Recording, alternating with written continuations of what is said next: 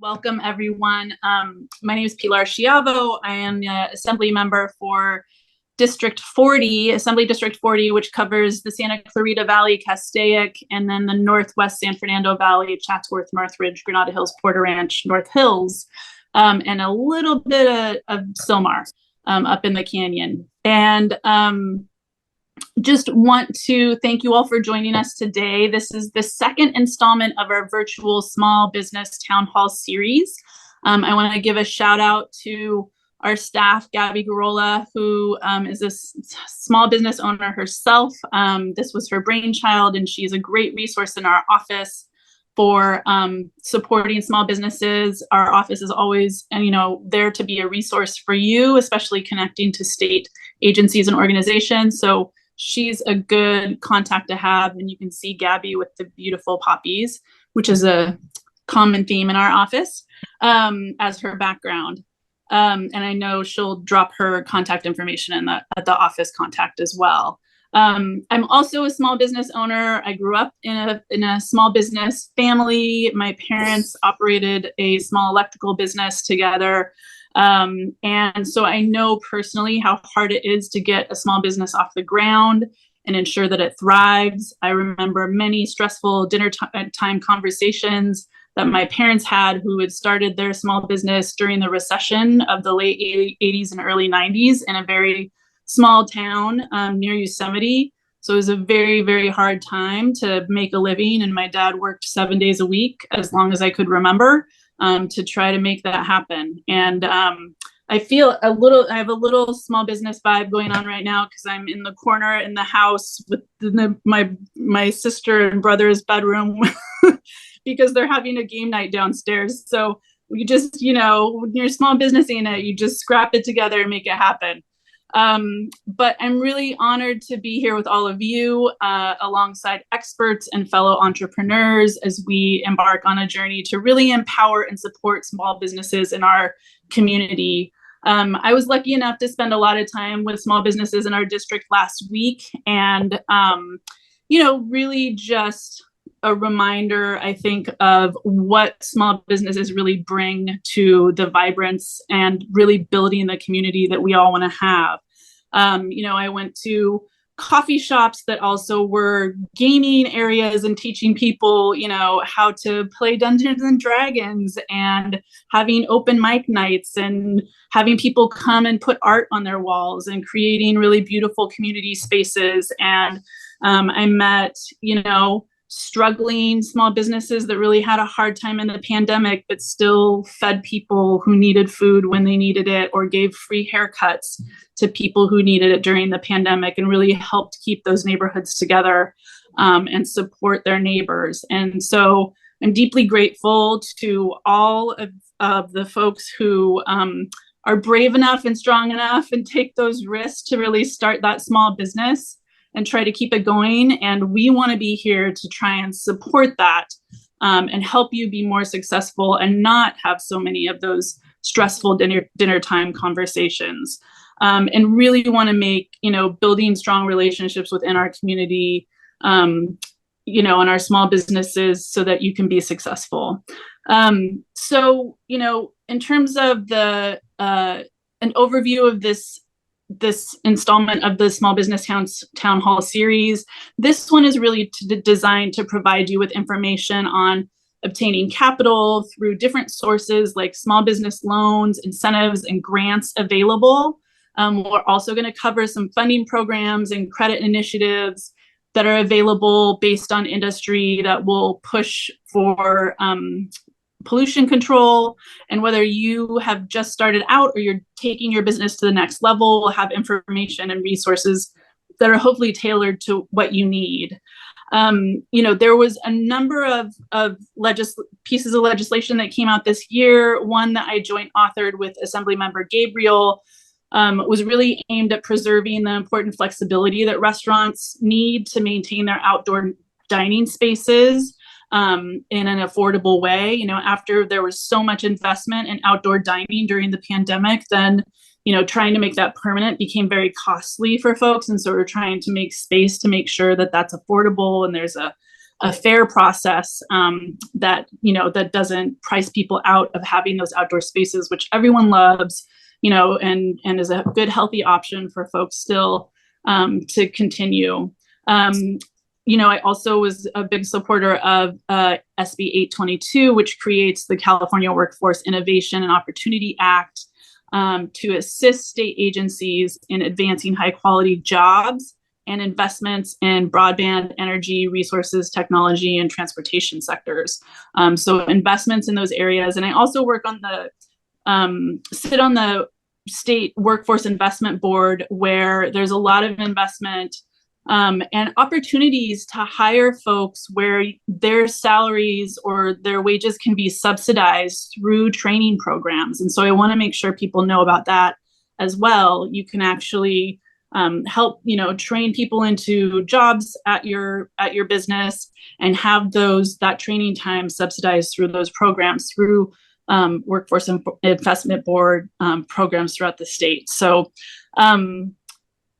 I hope that you're able to ask questions and get valuable information that will help our district be a better place, not only for the business community, but everyone who lives here, and encourage you to actively participate in this series and the discussion tonight. And together, I know we can create a really wonderful and thriving environment for small businesses in our district and beyond.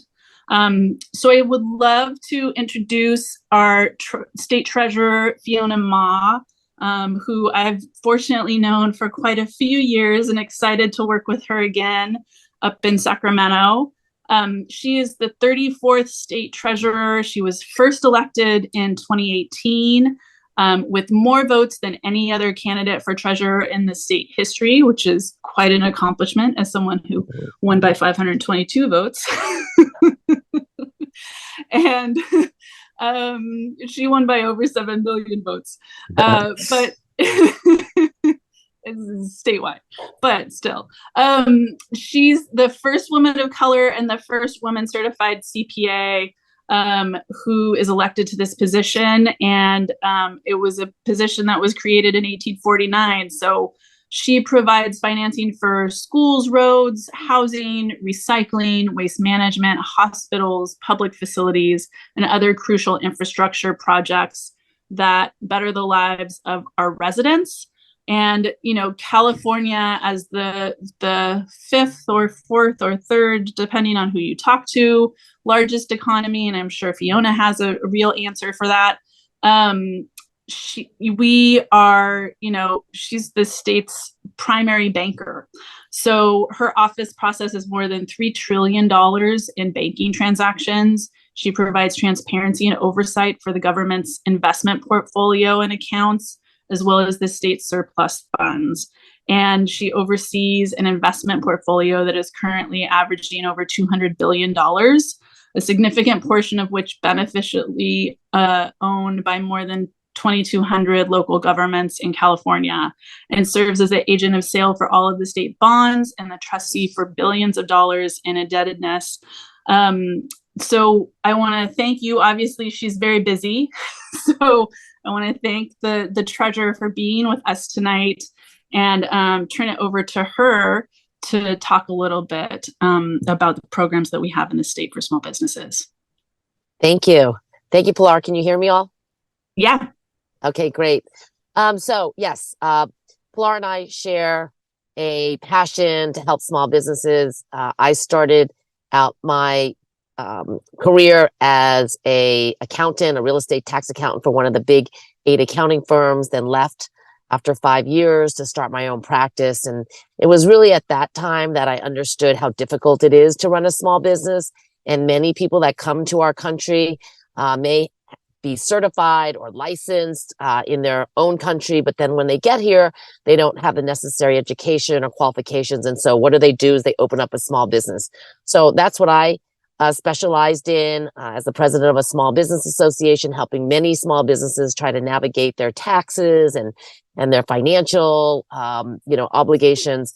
And so that is still a passion today. So I'm very honored to be here. We run a number of different initiatives and programs at the treasurer's office to help small businesses the federal government during COVID gave us $1.2 billion to help with more loan loss reserves, loan loss guarantees, and even collateral support. So a lot of folks are trying to access loans, traditional loans from large financial institutions, and they are just locked out because they don't have collateral or they don't have the necessary paperwork and financials. So this is where our office comes in, our CalCap for small business, our CalCap collateral support, as well as the iBank. The iBank is under the governor's office.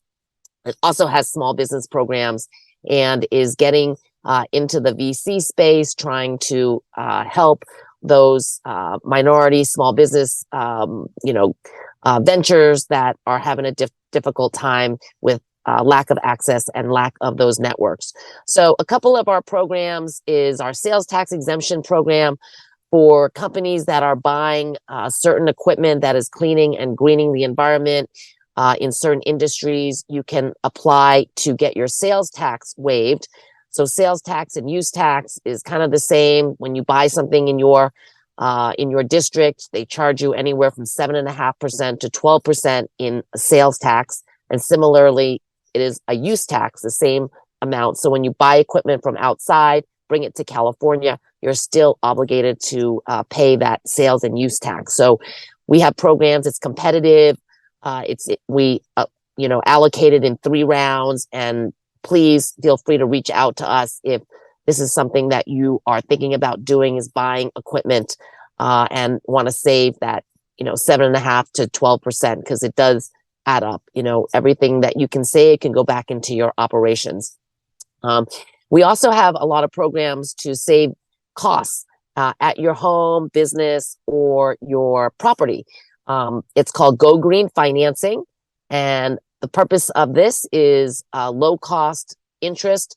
You pay back in a longer period to save on your electrical costs, your utilities, right? Whether you need better windows, insulation, HVAC, new kitchen equipment, if you're a restaurant, all the things that you're trying to do, solar, to save some money. So that is our gogreenfinancing.com.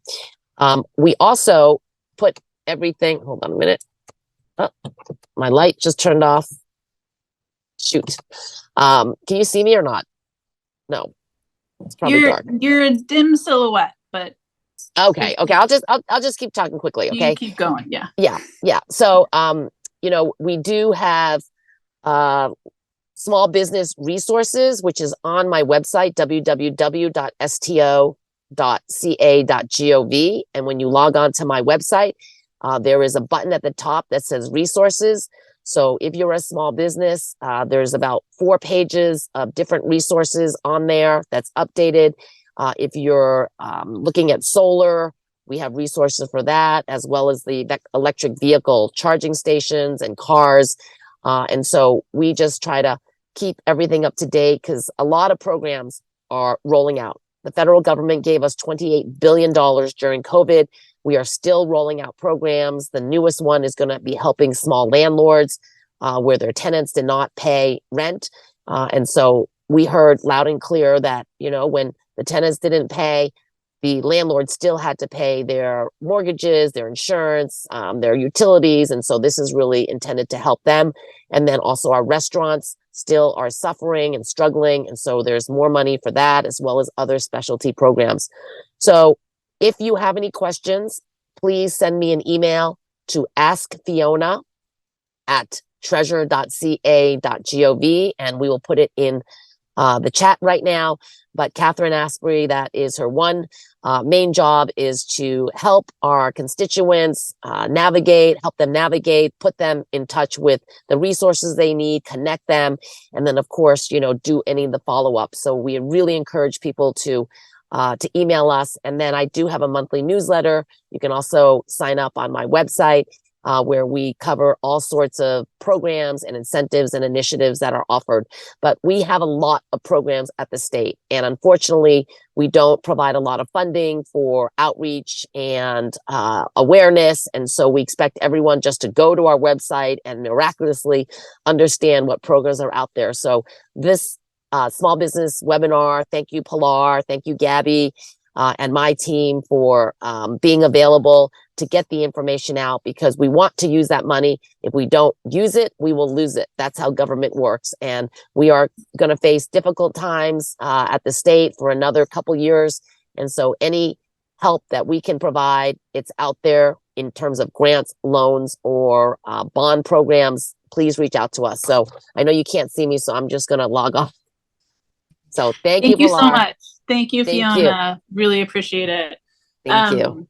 Thank you, Fiona. Thank you so much. So wonderful to have our treasurer with us, and deeply appreciate their office being so supportive. And please, reach out to them. I know it was dropped into the chat, some of the website and how to get in touch with her with the email with any questions.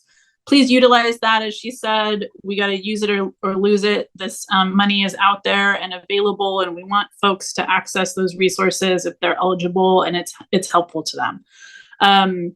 So I know we have Christopher Earle from the Office of Small Business Advocates, and wanted to introduce him now as well. He just was appointed about a year ago to the Assistant Deputy Director for Innovation and Entrepreneurship in that office. And it's within the Governor's Office of Business and Economic Development. Previously, he was appointed to the Southern California Regional Advisors at the Governor's Office of Business and Economic Development.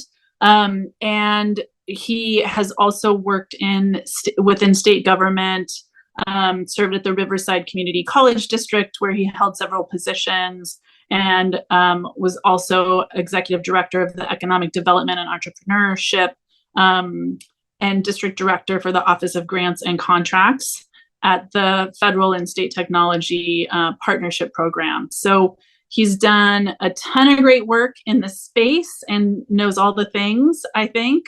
So we're excited to have him with us to share all the things he knows, and hopefully get some more help to folks who could use it. Awesome. Thank you for the introduction, Assemblywoman. It's a pleasure, and thank you for the opportunity to share some resources from the state. Absolutely. And I have some slides, so I'll share my screen really quick here. Great.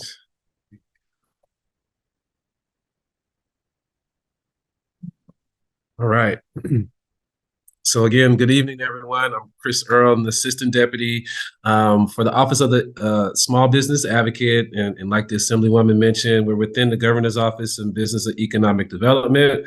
My role is split between two ways. So I'm on two teams within this unit. So I also serve as a regional advisor. So I have a lot of field work, and my territory spans from Santa Barbara County down to San Diego and Imperial County, and in the area in between. But then on the statewide aspect, I do oversee the innovation and entrepreneurship program for the office. And what that entails is the grant monies for small businesses. I know we want to hear about that, as well as funding for the organizations that support small businesses. So think about your chambers of commerce, your small business development centers, women's business centers. And in our office, we have 4 missional objectives. And the first thing is we serve as and represent the voice of small businesses, of the 4.2 million small businesses in California. And we have 4 missional objectives, the first of which, and this is a big one, is providing resources and information to small businesses so that they can have the necessary tools so they can start, manage, and grow their businesses. But within that, we provide a very robust small business technical assistance network that provides at no cost services to small businesses, where they can go and engage and get a myriad of support and resources, from funding or having a center package your loan. It's, for example, for the CalCap program that our treasurer just mentioned. And so we have that aspect of our office. And then next, we also have a focus on disaster preparedness. So we have a program called Outsmart Disaster, where we really provide tools and resources for businesses so that they can be ready for the next disaster, right? Kind of internally work through processes and maybe build up a system to where if they do encounter a disaster here in California, that they are prepared for how to move forward and still operate business-wise. And so just some data referencing our small 42 million small businesses. and 1.9 million are either Hispanic or racially minorities. And then also, I just wanted to highlight our office just concluded the State of Diverse Businesses in California report. And so please take some time to check out this report when you have some time. I won't get into the details here, but I did leave some numbers up for you all. And I'll make these slides available, and it'll have a direct link to that report as well. But this just shows some impact of our diverse businesses in California, the type of output and the contribution to the labor market and tax revenue of the state.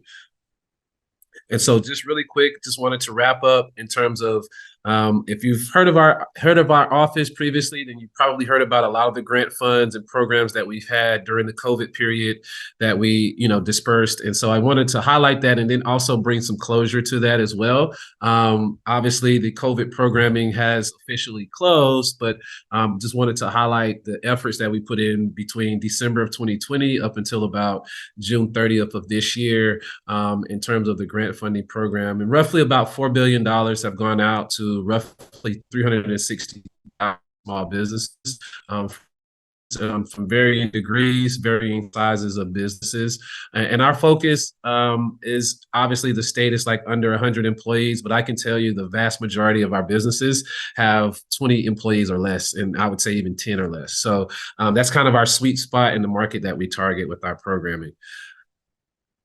And so we'd like to see ourselves as a first stop for small businesses, but also we understand that we work within a network and a framework within GoBiz. And so there's a lot of other state resources that we like to highlight. So I won't steal Dustin's thunder because I know he'll talk about some of that later, but I did want to highlight some of the different programs and resources that our office does, provide, right? It's a teamwork, it's a village. So we try to, highlight each other's programming and how small businesses can take advantage, right?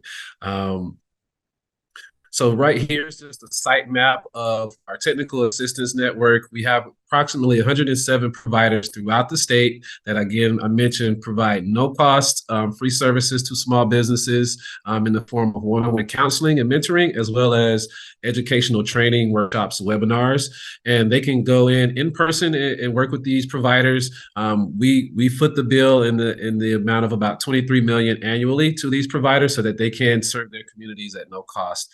And again, these slides will become available, so you don't need to write any of this down. I'll share that out for you, but there will be a direct link to this page on our site where you can access all of those providers. And there's a bunch in your area, so you'll actually have a few options that you could choose from depending on your need, right?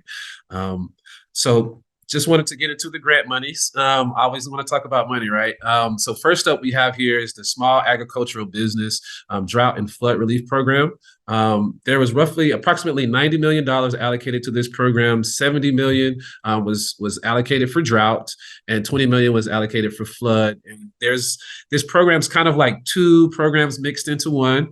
And so for the drought piece of it, we're looking for agricultural businesses that were affected from the standpoint of we're looking at kind of what they were doing in 2019, and we're comparing that to the impact that they've incurred throughout that time. So we're comparing 2022 tax returns versus 20. Actually, we're targeting that pre-COVID year because we would estimate there has been impact due to COVID in terms of company revenues. So we really wanted to provide some funding for these businesses. And while this legislation was being developed, we had the floods here in early 2023. And so there was an additional 20 million added to that so that businesses that were affected by the flood here in 2023 could also have some relief from this program. So this program is currently open right now. The smallest denomination of grants are at 25,000, and those go up to 100K in grant funds. And this is through Assembly Bill 157. And again, I'll have the link directly for folks can go in to apply for that if you're eligible.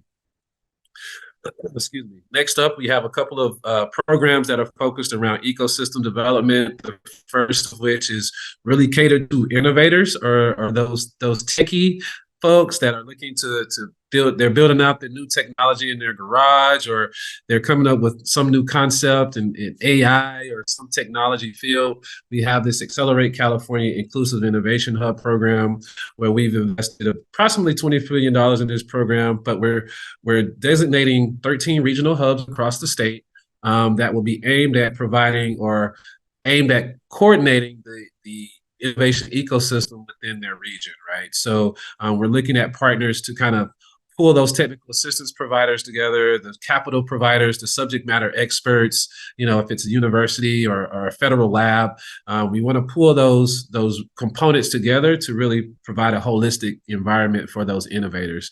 And so just to speak of the greater LA region, we have actually a few in the region right now. We have Lacey, which is the LA Clean Tech Incubator. They were designated through our previous authorization. And so obviously they focus around clean tech and supporting businesses in that space. But then also we have LARDA Institute, which also is focused around biohealth and healthcare technology for businesses that are looking for that space. And then also newly formed is the Plug in South LA regional hub. And so, excuse me.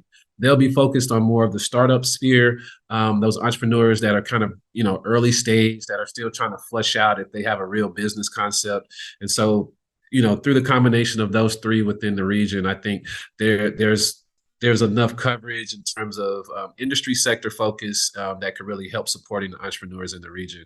And so in addition to the funding that we provide to those centers to establish the foundation, we're also allocating $5 million in what we're calling acceleration grants. And these will be grants for the small businesses that are engaging with our regional hubs. And so we see a scenario where there will be a period of engagement with the small business and our regional innovation hub at a period of when milestones or benchmarks met, they could recommend that business to receive a innovation grant. We're looking at a cap of about 100,000 for that. We have not completely ironed out the guidance in terms of how those grants will be dispersed.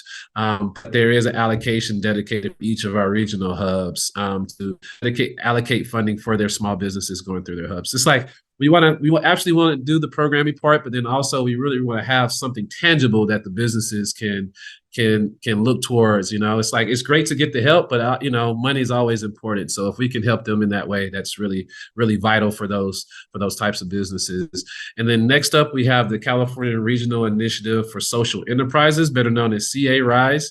And this was a $25 million allocation to support social enterprises. And this program will be a combination of technical assistance and direct grant funding.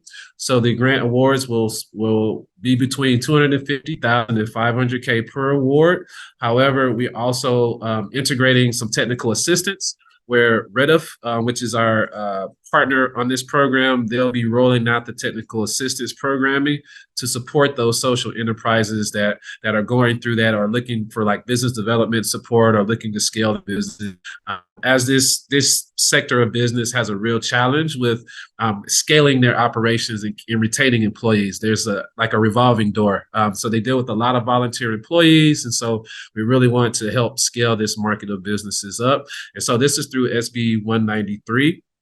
And that's a 25 million allocation. And both of these programs are ongoing right now. And so please get engaged with our partners. And obviously in the LA region, the big 800-pound gorilla is LA Rise. They're kind of that social enterprise organization in the LA region. However, but please engage with them if you see fit.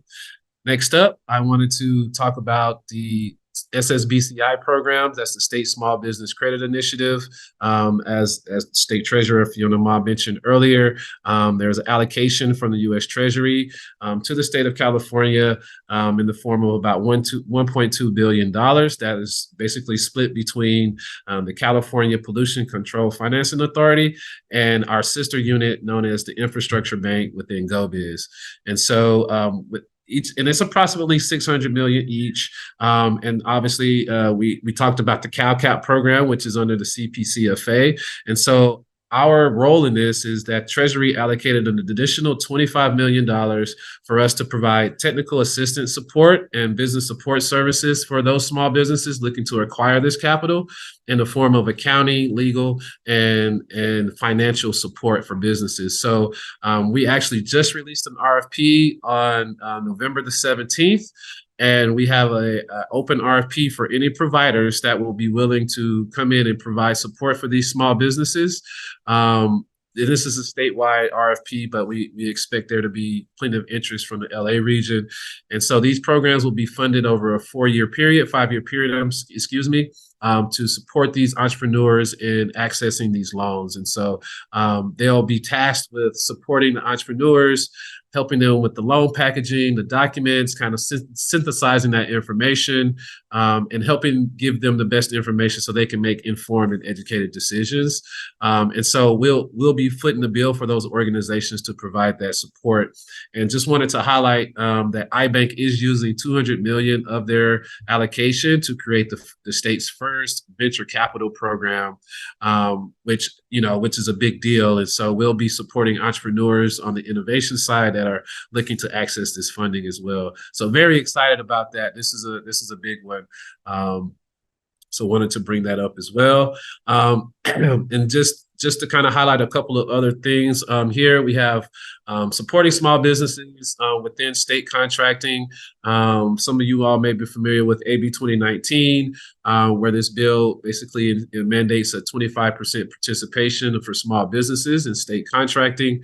And we have through our network what's called Apex accelerators, as well as other technical assistance providers that can help support those entrepreneurs going through that process. If they need bridge capital, if they need to make payroll, they need to, acquire capital so they can, rent equipment, all of those things that fit within that realm of the contracting space.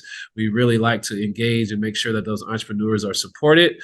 And then also a program that I oversee is Source Diverse, Source Local, which is also partnered with corporate partners on the contracting side so that it's a public-private partnership to really stimulate growth in contracting for those going after private contracts, such as United Airlines, UPS, things of that nature. Lockheed Martin's also a member of this program. So we're tackling procurement from both the state and the corporate sector. And so I think opportunities like SSBCI in tandem with programs like this is a real win. I think that really being able to access the capital from those programs to help our entrepreneurs going through contracting, I think is a slam dunk.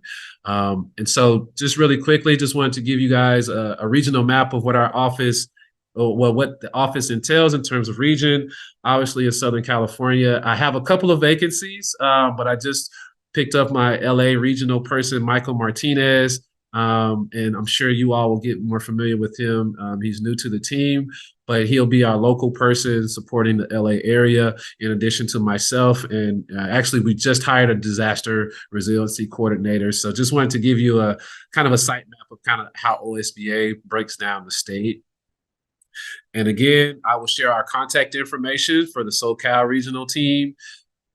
And again, please follow us on social media and sign up for our newsletter. And you can get up-to-date information on our programs, funding, grants, and things of that nature, because it comes out pretty frequently. And that concludes my presentation. I'll be here for questions. Thank you so much. Thank you so much, Chris. Really appreciate it. And thank you for sticking around to answer questions, which we're going to get to after our last presenter, who is Dustin McDonald. He's the Regional Business Development Specialist for the LA and Orange County Region Governor's Office of Business and Economic Development, or GoBiz, which is a lot easier to say. And he joined GoBiz in 2023 with 20 years of experience in government and public relations. He's no stranger to the policy and market issues that challenge businesses and local governments. He's dedicated his career to supporting a healthy economic future for California and maintains expertise in municipal finance, public revenue, and tax and zoning and land use.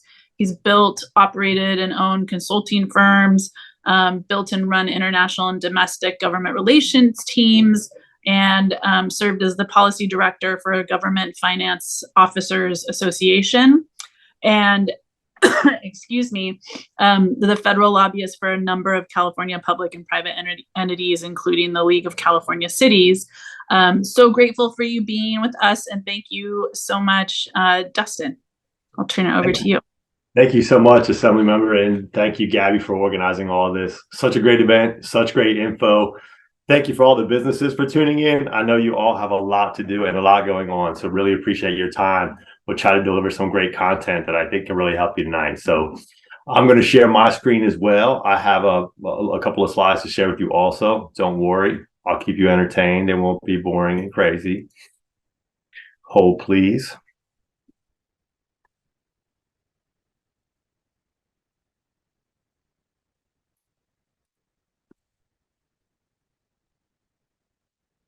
Finding my slideshow. Okay, here we go.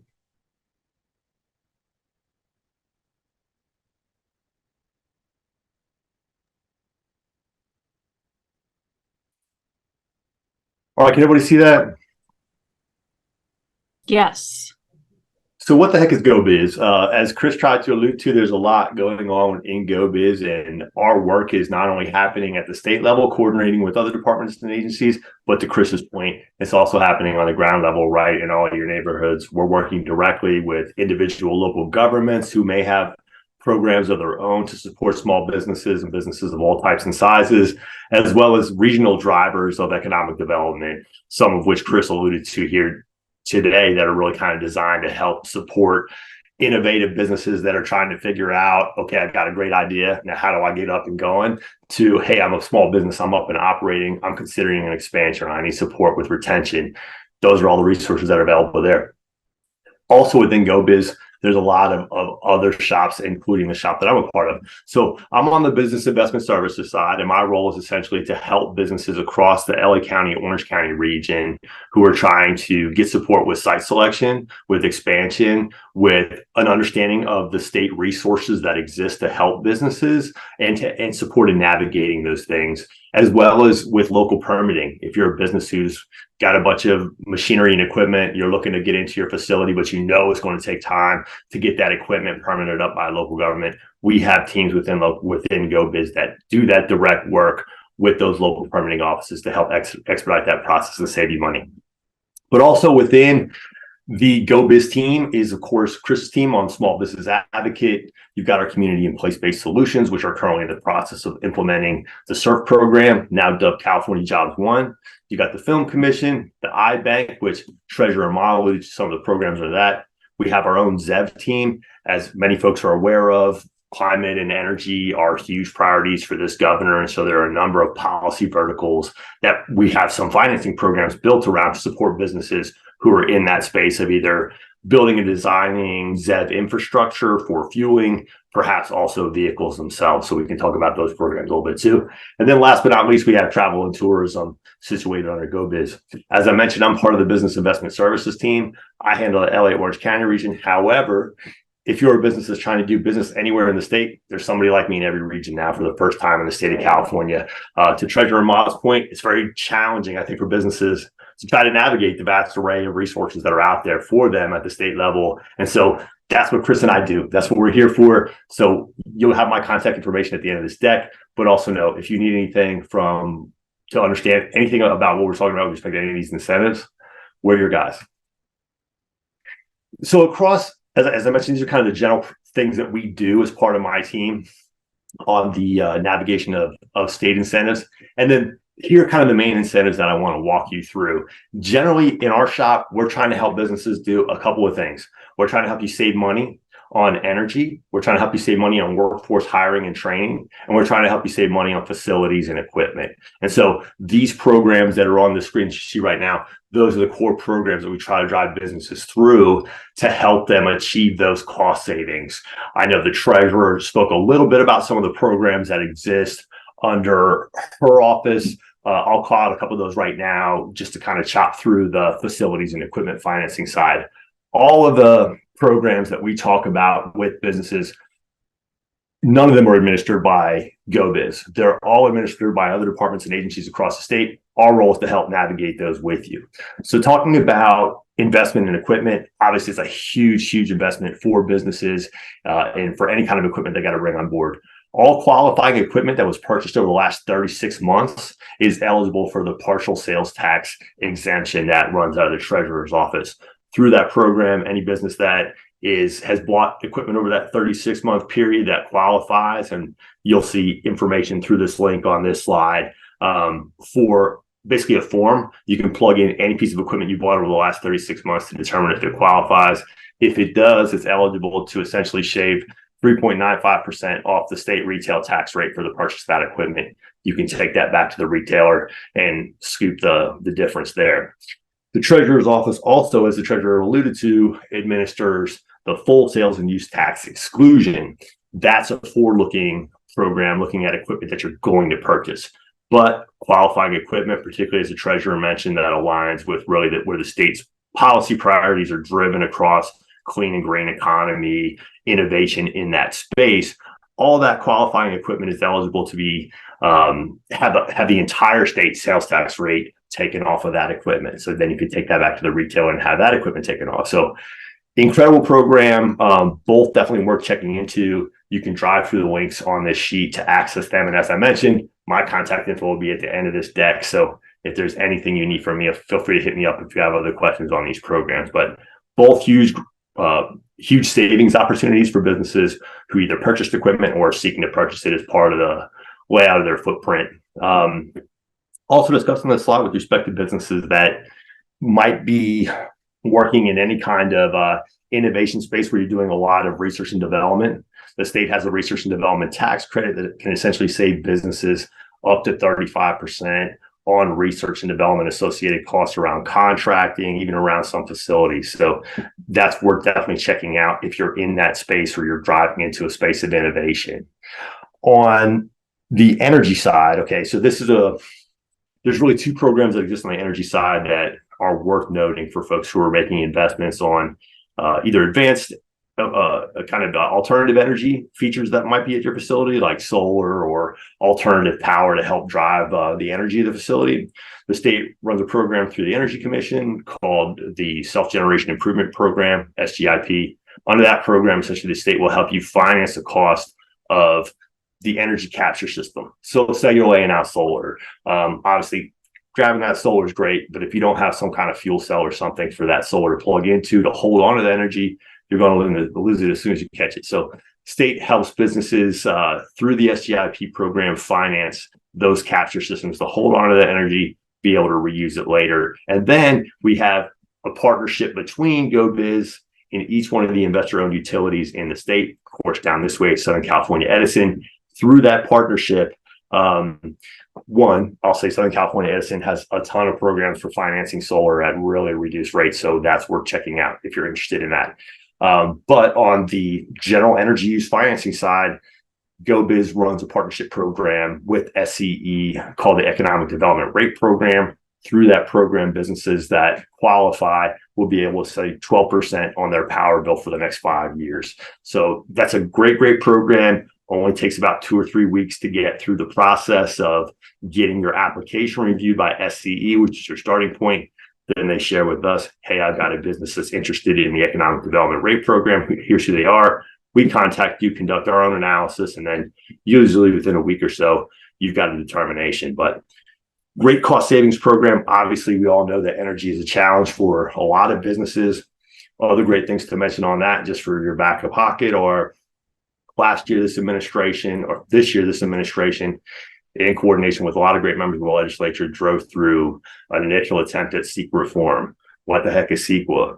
SEQA is essentially the environmental law for the state, dictating all the environmental requirements that projects have to go through from planning all the way through implementation. There's been a lot of misuses and abuses of SEQA over time that have delayed projects.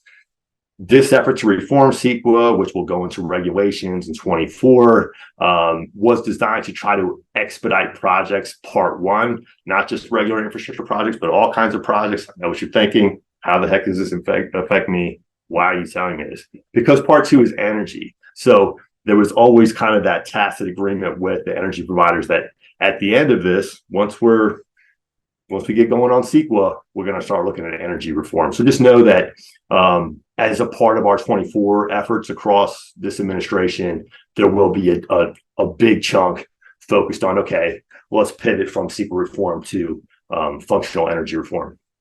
So that's on the horizon too for 24. On employment training. So for a lot of businesses, I think this point was raised earlier. I think the Assemblywoman actually raised this one with respect to the employment training panel and programs that run out of our workforce agency. So there's a great program called the Employment Training Panel. It's a dollar for dollar cost share program with you, the employer, and the ETP panel group. Essentially, under that program, ETP can work with you on designing any number of training programs that you need to drive your business processes and drive your employees through necessary training associated with the business. We're not talking about government mandated training like OSHA and stuff like that. We're talking about stuff specifically to drive your business to design what is and support what it's trying to do. So through those programs, again, that dollar for dollar cost share match exists.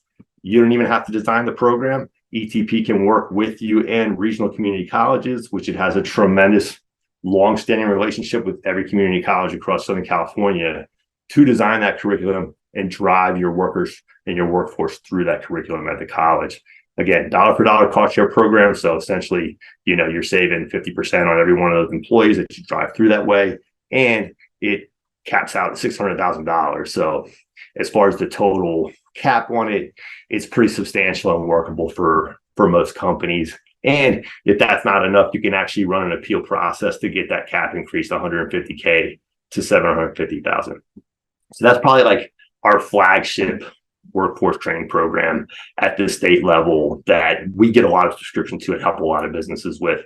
After that, the state really tries to help businesses on the hiring side. And essentially what it's done is put together a regional map identifying areas in the state where there are higher populations of people who've been disconnected from the workforce, who've been disconnected from housing, or who are veterans, or who I already mentioned to get disconnected from housing, for our homeless populations. So through the link that you can drive through for both the homeless hiring tax credit as well as the new employment credit, both of those links you can essentially drive through to get hold of this map and identify all those regions where they're kind of those key regions to hire out of for the state. Any hires that you pull out of those regions, you're going to get a tax credit from the state for making those hires. So great to have knowledge of, okay, maybe I'm in this zone already, and anybody I hire could get a tax credit for it. And I just wasn't aware of the program until now. Those are kind of the biggies. Another one I'll mention really quickly is the California Competes tax credit. So this is an extremely competitive program that businesses of all types are applying for. So know that it's about $120 million each funding round that they roll out. Basically, under this program, the state is asking you, business, how much money do you plan to invest in your business over the next 5 years? And how many people do you intend to employ? From that, the state's going to run those numbers through their formula and rip out what they think are the number of tax credits that you need based on the information you gave them about CapEx and number of employees you plan to hire over the next 5 years. The state then will, if you're competitive and you're successful in that application, will begin that process of issuing those tax credits to you to support both of those things. The program, it has about 3 different application periods throughout the year. The next one's going to be opening up in January. Again, about $120 million pot, and it rolls over. So maybe your company doesn't use all their tax credits for the 4th year because your business plan has changed or something. You're not penalized or anything. Those tax credits just roll back into the total pot, making the pot bigger for other businesses to compete. I think the last pot was like 180 mil because of the rollover that came back into it. So very competitive, but also a very useful program. For the first time this year, the state, well, actually it's the second time, but I think there was a year or two gap. The state included money for the grant program associated with Cal Competes. Now, folks may be aware of this, but there's a big federal package of legislation called the CHIPS Act. The U.S. is trying to become extremely competitive in the microchip space. Folks may not be aware of this, but there's one company in the entire world that makes 95% of the microchips that operate all of our phones and keep everything running for us. That company is in Taiwan, which China very much wants to take over. So before that happens, we very much like to basically build a semiconductor industry that's functional and capable here in California, but across the states. That grant program, the reason why I'm telling you all about the CHIPS Act is that $120 million grant program was specifically designed for companies who are operating in that space. You may not be making microchips, but perhaps you are making stuff that are components that go into that microchip.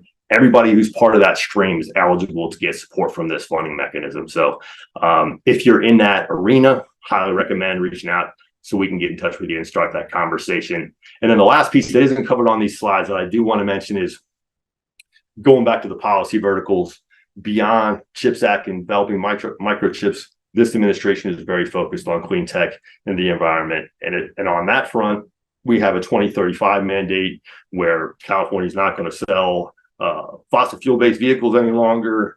And as we drive towards that mandate, there's a lot of state resources that are designed and exist to support companies that are either designing infrastructure for fueling for EV, be that hydrogen, be that electrical. Perhaps you're in the fuel development space and you're working in that space. So there's programs associated with that. And then lastly, of course, the actual vehicle manufacturing and battery manufacturing side. There are a number of state programs that have been built, run out of California Energy Commission to support those things. So those are really kind of the big programs that exist here to support businesses that I wanted to introduce you to tonight. I know that's a lot of information, so don't worry. Feel free to hit me up at any point if you need any scoop on this. I'll throw my information in the chat, but happy to answer any questions. And of course, I know it's a lot of information, so going forward, if you want to hit me up, happy to help you there too.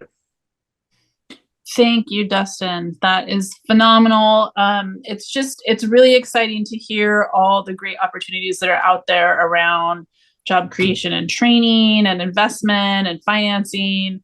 And so, and greening and, meeting our technology needs. So, hopefully there's something in here for everyone. And if not, I'm sure you can either now we want to go into question and answer. I know we had a number of questions that were sent to us, so we're going to go through those first. And then if we have time, we'll open it up for folks to ask questions here as well. And you can drop them into the Q&A section. If you just click on that little Q&A button on Zoom and put it in there, or you can raise your hand and we can unmute you at that point too. So I'm going to turn it over to Gabby, who I want to thank again for organizing this series and pulling all these great resources together, and I'll let her moderate the Q&A. As far as I know, one of the questions that was asked was nonprofit information for nonprofit organizations. And I know I will be sending out information with links and information at the end. But if there are any particular, nonprofit Sure. Yeah, so as it relates to the drought or the agricultural program, there are no exclusions for nonprofits on that one. So if there is a scenario where there is a nonprofit organization in that agricultural space, farming, anything along those lines, they would be also eligible. We, as of, I believe it was 2021, we were only strictly small business, but since that time, we've transitioned over to now pretty much all of our programs have now like an eligibility for nonprofits as well. So just depending on, it's more of a function of the program and its scope, but we do support nonprofits as well as the small businesses. Right. Another question, we do have a lot of veterans in our district. So some of the questions that came in were catered to veterans specifically. Are there any additional benefits for veterans or loans or grants available for veteran-owned businesses? If there are any catering to disabled veterans, where would we be able to find the information for those? Sure. So as far as direct grants, we don't have any directly specific for veterans at this time.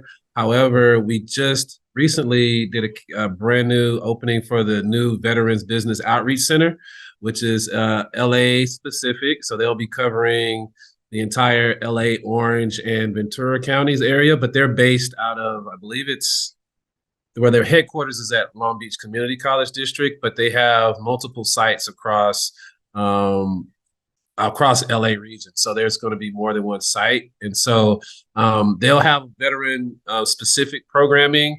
But in terms of grants from our office, we don't have any specific to the grants. But then if you want to talk about procurement, obviously the DVBE program at the state level is something that veterans can definitely tap into. From the disabled veteran program for procurement. So that then gives you a move up the list when it comes to bidding on contracts and things of that nature, which then also ties into AB 2019 with the 25% goal mandate. So I think there's definitely an avenue for veterans to take advantage of that new legislation, also with the funding that's tied to it. And oh, by the way, if you need some bridge capital, tap into the CalCap program or the programs that our treasurer spoke about earlier. So it all kind of ties together in one nice framework.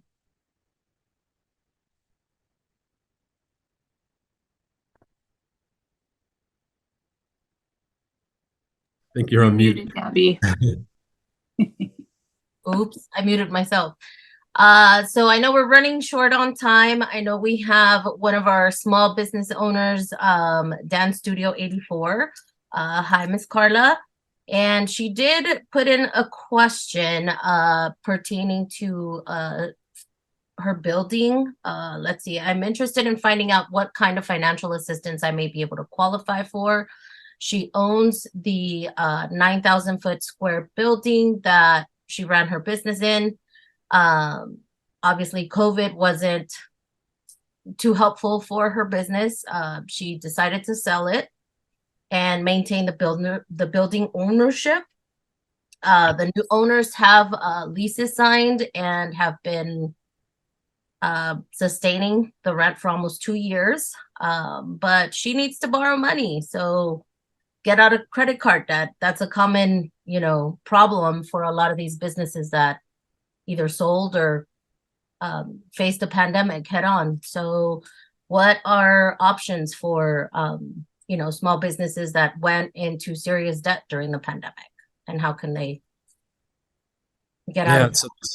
Yeah, that's a tricky one. I think a couple different things, kind of touching on some of the points Dustin made. Also, the industry that they're focused in will play a part in that, because depending on, manufacturing or different areas, there may be other incentives within the state that they could take advantage of to kind of help mitigate costs and things of that nature.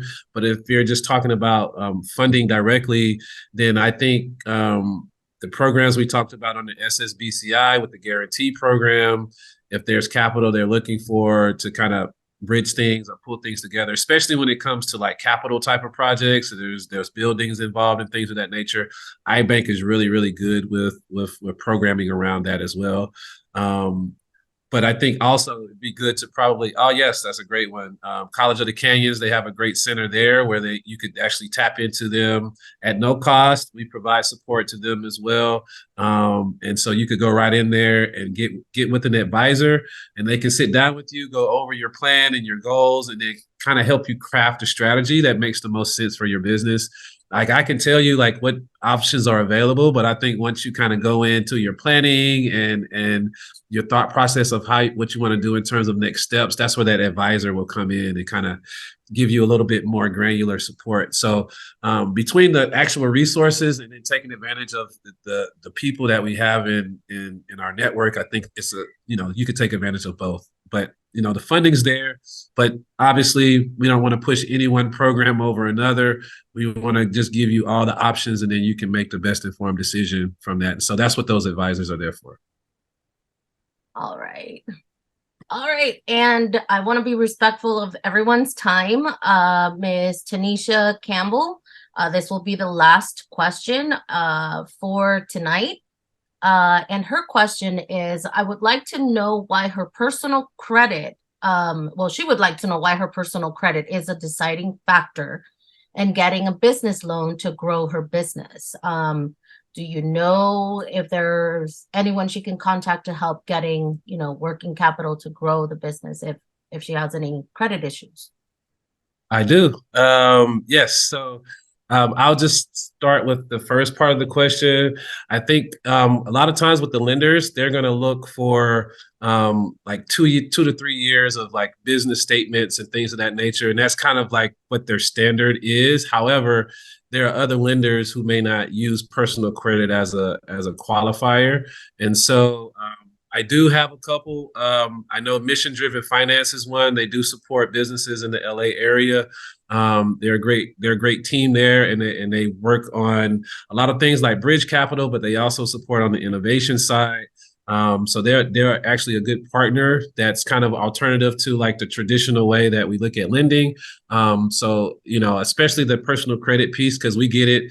But so yes, if you want to contact me, I can definitely share that information for those providers as well. But yes, there are lenders that are going to look at things traditionally, and they're going to want the 24 months of statements and very traditional as you would go into one of the big banks. And then there'll be others that are say, okay, we have other requirements, right? So you just kind of have to look at which option fits you the best. But yes, there are others that will not require the personal piece. Great. All right. So I want to thank every single one of the presenters that made it out. Treasurer Ma, her staff, Chris, Dustin. I know we'll definitely continue to work together. If you all have any other questions, feel free. I provided my contact info way at the beginning of the chat, which has grown. But as a thank you to all, I will be sending a resource page that I did include here with useful links and information to the local chambers that are within our district. Definitely reach out to those chambers of commerce. They are also a great, starting point. If not, we can also feel free to reach out to our office. We can also refer you to the different organizations that are available to help you small businesses, thrive. Yeah, with all that being said. Thank you. Yeah, thank you, everyone. Thank you so much, Chris and Dustin and Treasurer Ma and her office. Thank you all for being here. And thank you, small businesses. I know it's really hard to take an hour out of your busy lives. And so we hope that this was helpful, and we hope that this was fruitful. And the information will also come from Gabby with all the links and the contact for Chris and Dustin to make sure that you're able to connect with them and talk through your own kind of specific situation and see what programs might be right for you. So hope this is a starting of new opportunities for all of you and ways to help support your businesses in our community. So thank you for the work that you do to make it such a wonderful place to be. And hopefully we'll see you all this holiday season.